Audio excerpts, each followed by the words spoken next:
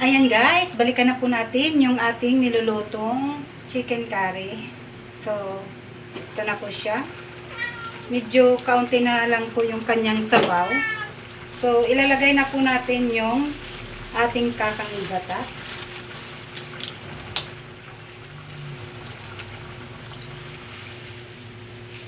Ayan. Maganda po talaga pag bumili kayo ng nyog na pinakayod na para di na kayo mahirapan. Ayan. Mabilis lang, guys.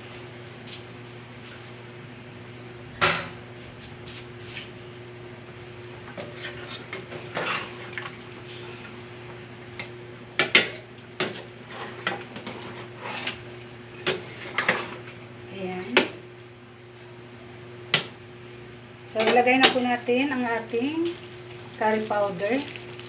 Ito po.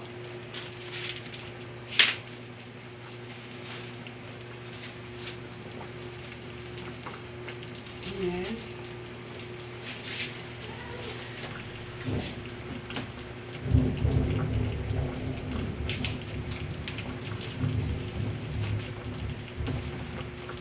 Then, maglagay tayo uli ng kaunting asin.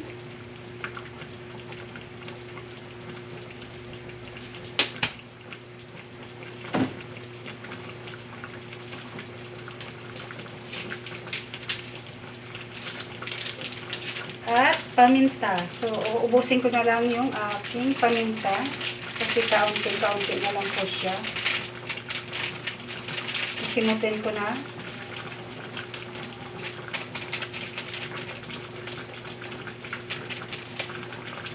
Ayan.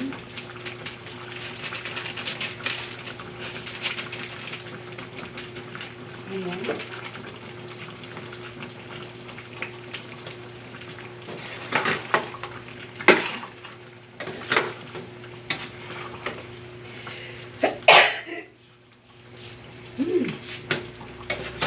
Ayan, naasing ako sa paminta. Ang lambot na ng ating manok.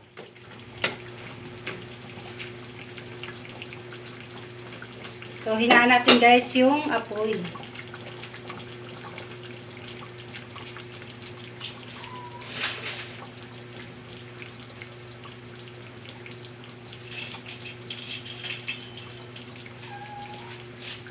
Ayan.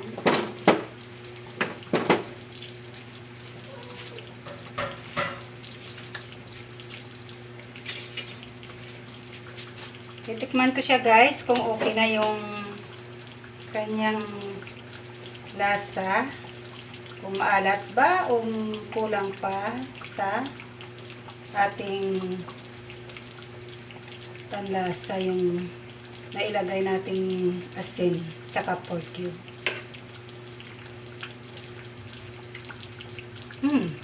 Sarap. Creamy yung yung gata. So, hayaan muna natin siya guys na magkulo pa siya. Para maluto lalo yung ating gata. So, takpan muna natin at balikan ng kahit 2 minutes. Basta mahina lang po yung apoy. So, wait lang natin siya guys. Masarap na po siya guys. Hindi siya maalat. Creamy siya. Dahil sa gata ang sarap. So guys, ito na po ang ating chicken curry. Ganyan lang po ako magluto ng chicken curry sa bahay. Madaling-madali lang po siya lutuin. Hindi po siya mahirap lutuin kasi gigisa ka lang, lalagay mo lang yung gata, ilalagay mo lang yung gulay, pakuluin, palambutin, lagay uli ang kakanggata, ilagay ang curry powder. So, yun na yun. Mabilis lang guys talaga lutuin. So, ayan na guys. Paluto na po yung ating nilulutong chicken curry.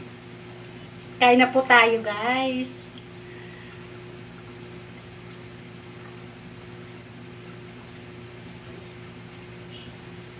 So, hanggang dito na lang po ang aking video. Ayan. So, for the last minute, ito na po ang ating luto. Creamy po guys yung ating nilutong chicken curry dahil sa sa gata. Luto po kayo nito guys, ang sarap talaga.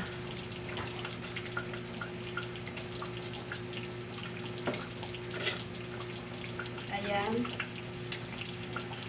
Okay na po siya guys, tama na po.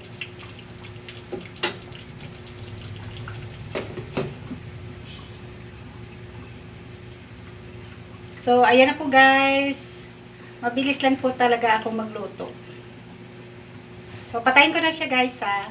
Bye! Kain po tayo!